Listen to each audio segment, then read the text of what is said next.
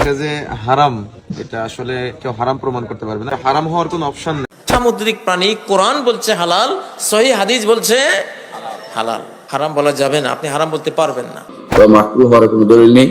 রুচির সাথে সম্পৃক্ত, কারো রুচিতে কুলালে খাবে, কেউ রুচিতে কুলালে খাবে না, কিন্তু না হারাম বলার কোনো যৌক্তিক কোনো কারণে বা দলিলও নেই। তাদের এই বক্তব্যের ক্ষেত্রে তাদের দলিল হচ্ছে নবী করিম সাল্লাল্লাহু আলাইহি ওয়াসাল্লামের একটা হাদিস, যে হাদিসের মধ্যে নবী করিম সাল্লাল্লাহু আলাইহি ওয়াসাল্লাম তাকে যখন সাগরের পানির বিধান সম্পর্কে জিজ্ঞাসা করা হয়েছে, তখন নবী করিম সাল্লাল্লাহু আলাইহি ওয়াসাল্লাম বলেছেন, হুয়া তাহুরু মাউহু ওয়াল হিল্লু মাইতাতুহু, অর্থাৎ সাগরের পানি হচ্ছে একদমই পবিত্র এবং সাগরের মৃত প্রাণী সেটা হচ্ছে হালাল। এই হাদিসের মধ্যে নবী করিম সাল্লাল্লাহু আলাইহি ওয়াসাল্লাম সাগরের সমস্ত মৃত প্রাণীকে হালাল বলেছেন। সুতরাং সাগরের মৃত প্রাণীর ভিতরে কাঁকড়াও আছে, সুতরাং কাঁকড়াও জায়েজ হবে। এই হচ্ছে তাদের দলিল।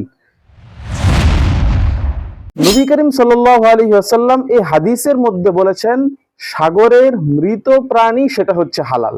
শুধু যদি আমরা এই হাদিসটার উপরেই সীমাবদ্ধ থাকি, কোরআনের অন্যান্য আয়াত এবং রাসূল সাল্লাল্লাহু আলাইহি ওয়াসাল্লামের অন্যান্য বাণীর দিকে যাওয়ার এবং অন্যান্য বাণীর দিকে ভ্রুক্ষেপ আমরা না করি, তাহলে এই হাদিসটার উপরে সীমাবদ্ধ থাকলে যেটা বুঝে আসে সেটা হচ্ছে সাগরের মৃত প্রাণী সেটা হালাল হবে, তার মানে সাগরের জীবিত প্রাণী সেটা হালাল হবে না।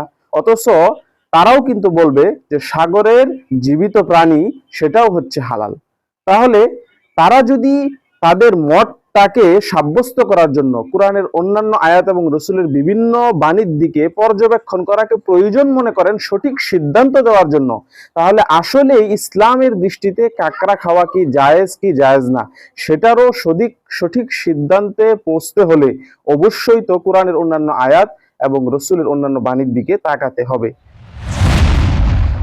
রাসূল সাল্লাল্লাহু আলাইহি ওয়াসাল্লাম তারা যে হাদিসটি দিয়ে দলিল পেশ করেছেন, ওই হাদিসের মধ্যে যদিও বলেছেন সাগরের সমস্ত মৃত প্রাণী সেটা হচ্ছে হালাল, কিন্তু ওই হাদিসের মধ্যে নবী করিম সাল্লাল্লাহু আলাইহি ওয়াসাল্লাম কথাটা ব্যাপকভাবে বললেও এবং হালাল হওয়ার ভিতরে সমস্ত মৃত প্রাণীকে অন্তর্ভুক্ত করলেও নবী করিম সাল্লাল্লাহু আলাইহি ওয়াসাল্লাম অন্য একটা হাদিসের মধ্যে এই বিষয়টা স্পষ্ট সুনির্দিষ্ট এবং ক্লিয়ার করে দিয়েছেন যে আসলে সমস্ত সামুদ্রিক মৃত প্রাণী সেটা হালাল নয়, বরং সামুদ্রিক মৃত প্রাণীর মধ্যে শুধুমাত্র মাছটাই হালাল।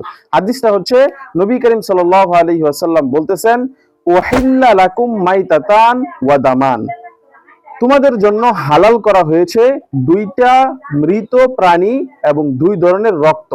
আম্মাল মাইতাতু ফাল হুতু ওয়াল জারাদ, মৃত দুইটা জিনিসের মধ্যে একটা হচ্ছে মাছ আর একটা হচ্ছে টিড্ডি। সুতরাং নবী করিম সাল্লাল্লাহু আলাইহি ওয়াসাল্লাম এখানে কিন্তু সমস্ত মৃত এটাকে হালাল বলেননি, বরং শুধুমাত্র মাছটাকে হালাল সাব্যস্ত করেছেন। সুতরাং সর্বশেষ সিদ্ধান্ত এটাই দেওয়া যায় যে সমুদ্রের মধ্যে শুধুমাত্র মাছটাই হালাল হবে, অন্য কোনো প্রাণী চাই মৃত হোক বা জীবিত সেগুলা হালাল হবে না।